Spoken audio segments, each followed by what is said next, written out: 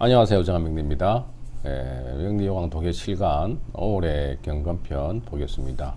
자, 5월의 경금인데 5월달이네요. 이 사주는 오술에서 병화가 떠서 칠살이 강한 사주인데 일단 5월달에는 정화가 극렬하게 강한 사주죠. 그래서 화는 뜨겁고 토는 메마른 화염토조의 절기입니다.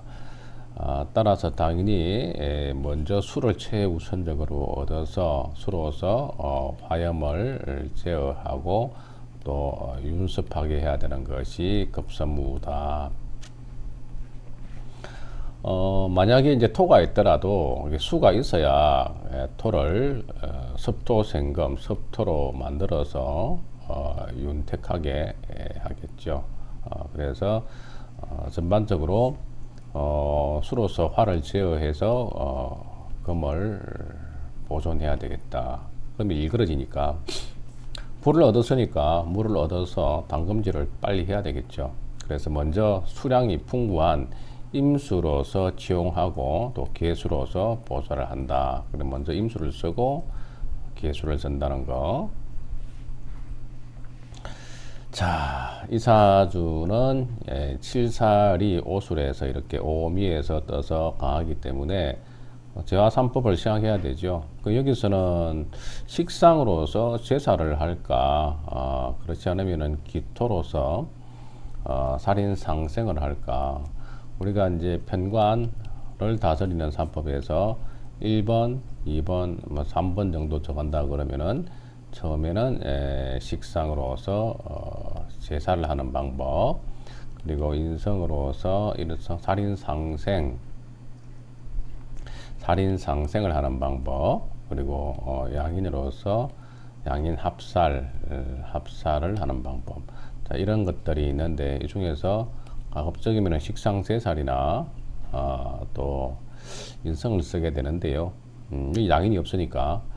그런데 일단은 이게 기토를 지금 좀 신약해서 쓰고 싶은데 역시 기토가 아무리 이제 섭토라고 보지만은 지지의 술토, 오화, 미토 때문에 조열해져 버렸죠. 그래서 기토가 딱딱해서 경금을 생하기 어려우니까 역시 수의 기운을 가지고 윤습하게 만든 이후에 금을 생해야 되겠죠. 그래서 천간에 떠가 있고 신약하기 때문에 기토로 용신 잡고 역시 수운에 발전할 수 있다고 보는 것이 타당하겠다. 칠살을 가지고 있기 때문에 어때요? 살인상생이죠. 그래서 어떤 뭐 사업을 벌여서 취재한다는 사주는 보태지 못하고 인성을 써서 살인상생을 하는 사주로 볼 때 기술자 사주로 볼 수가 있고, 또 편관을 운에서 충분히 극복하지 못했죠. 그렇기 때문에 힘든 직종이다, 외근직이다, 현장직이다, 이렇게 볼 수 있겠습니다. 경일주가 5월에 태어나가지고 오술이 있고 또 병화가 천간에 떴기 때문에 일간이 신약이다. 기토가 엄토가 있고 지지에 수를 얻어서 윤토생금, 그래서 수와 기토로서 경금을 감싸야 되겠다. 타지 않게. 대운에서 병인정묘로 돌아가니까 최악의 운이죠. 이럴 때는 전기회사에서 기술공으로 50까지 살다가 발전이 크게 없었고 50 이후에 철물점으로 4년 기반에 순조롭게 지냈다. 말년에는 의식이 족할 것이다. 경일주가 자시에 태어나서 경자사지죠. 그리고 병화 자수가 태지에 해당되지만 희신이 시에 있어서 자식을 둘이 두었다. 관성이 이렇게 시에 병화가 태지죠. 그래서 이제 관이 활성화되어 있지는 못하죠. 그래서 자식이 많지 않다고 보는데 시에 용신을 두었기 때문에 기본 자식은 둔다, 이런 이야기예요. 자, 다음 사주로 넘어가서 1921년생 역시 앞에 사주하고 좀 비슷하지요. 오에서 이렇게 병화가 떴습니다. 원격하지만 그래도 술토가 오를 보고 있고 또 병화가 술에도 건을 가지고 있죠. 그리고 이제 간목이 재성이 수생목을 해서 역시 재생살 이렇게 돼가 있네요. 천간에 이렇게 편관을 보게 되면 일간이 후달리는데 여기에 재성까지 있게 되면 파격의 요소죠. 그래서 재생살이 되어 가지고 일간에게 후달리죠. 그래서 경금 입장에서는 방어를 해야 되겠습니다. 어떻게 방어하느냐? 흰유로 방어를 해야 되죠. 그래서 이런 것들을 이제 양인합살이라고 해요. 양인합살. 경금 입장에서는 병화가 무서우니까 경금의 양인, 유가 양인이죠. 양인에서 떴기 때문에 신금도 양인으로 볼 수 있습니다. 그래서 이 양인으로서 합살을 해서 경금을 보호하고 또 경금의 지금 유금이 유일한 뿌리죠. 그래서 유일한 뿌리로서 신약하니까 역시 금에 의지할 수밖에 없겠다. 신약하고 칠살이 강하니까 용신을 비급으로 쓴다. 뭐 그렇게 풀이하고 있습니다. 근데 구조가 안 좋죠. 그죠? 여기에 있는 것보다는 뭐 여기에 이렇게 병화가 있어서 합살을 하는 게 좋겠죠. 뭐 경금 입장에서는 이렇게 병오 이렇게 칠살격이다 그러면은 신금이 바로 옆에 있어서 이렇게 합을 하고 신유로 건이 있으면서 또 경금이 어느 정도 유력하면은 양인 합살이 되어서 오히려 이 편관을 잘 활용을 할 수도 있겠는데요. 너무 멀리 떨어져 있어서 양인의 역할이 쉽지가 않다. 양인 합살은 다른 말로 여러 가지로 부르죠. 그래서 매시 합살 이런 식으로 부르고요. 매시라는 것은 결국에는 내 입장에서는 나의 여동생이죠. 비유를 하자면은 나는 양이고 신금은 음이잖아요. 그래서 비견이니까 또 급제니까 여동생을 어땠다?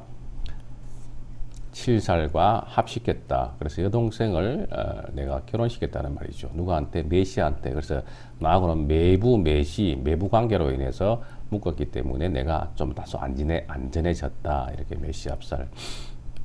다른 말로는 미인계라고 부르는데요. 자, 이렇게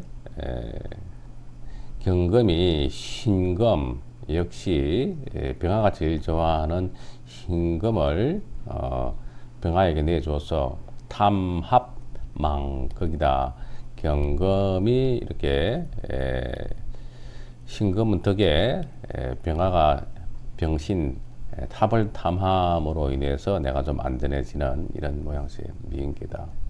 그리고 뭐 살인 균정 여러 가지 있어요. 칠살과 병화 칠살과 양인이 어느 정도 균정 안정을 도모하고 있다. 이런 식으로 여러 가지 부릅니다. 양인 양인 편관. 그래서 양인 편관이 잘 구성되게 되면 극귀한 팔자로서 아주 귀하게 살아갈 수도 있는 팔자인데요.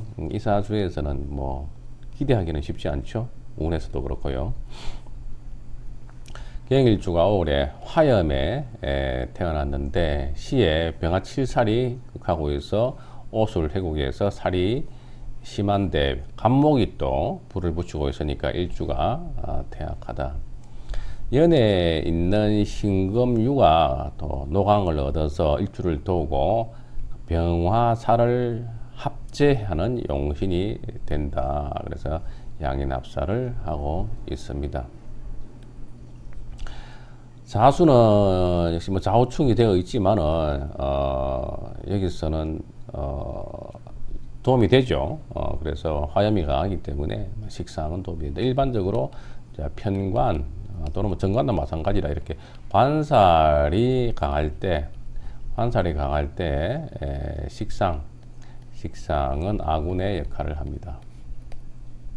여기처럼 화가 일간에 부담을 줄 때는 수는 나의 편을 드는 걸로 봅니다. 그래서 수는 여기서는 희신이 된다. 초년에는 괜찮죠.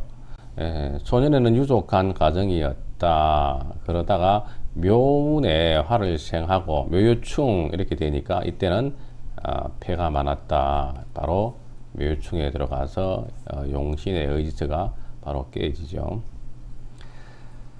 경운에 일반적으로는 흠이 없었고 뭐 나쁘지 않죠. 근데 이 눈에는 좋지 않죠. 이 눈에는 인호술 이렇게 화국이 됨으로 인해서 역시 일주를 극하니까 일간 입장에서는 가장 좋지 않죠. 3회 전도다. 3회 전도. 그래서 이 병화가 인호술 화국에 물을 말라버리고 금은 녹아버리는 가능성이 높다. 3회가 되게 되면 가장 그 반대오행, 신약한 오행, 반대오행이 가장 힘이 들겠죠. 그래서 인호술 화국이 될 때 금이 녹게 되니까 대장병으로 돌아가셨네요. 대장병이다. 금은 FE, 철이죠. 그리고 금은 대장, 금은 또 폐, 금은 또 피, 이런 혈관, 이런 것도 되겠죠. 그리고 되게 화가 강할 때 금의 입장에서는 피병이라든가 혈질, 백혈병 또는 폐대장으로 많이 문제가 됩니다. 피병 이런 것들. 철이니까 헤모글로빈, 철분, 그죠? 그러니까 피로 보는 거죠. 처에 이르기를, 책에 이르기를 대장 유병, 대장이 병이 있을 때는 병화가 강해서 경금을 극하는 화강금약이라고 하는데 이런 경우를 이야기하는 것 같다. 일찍 조절했네요. 경인운에. 자, 오늘은 5월의 경금 공부했습니다. 시청해 주셔서 감사합니다.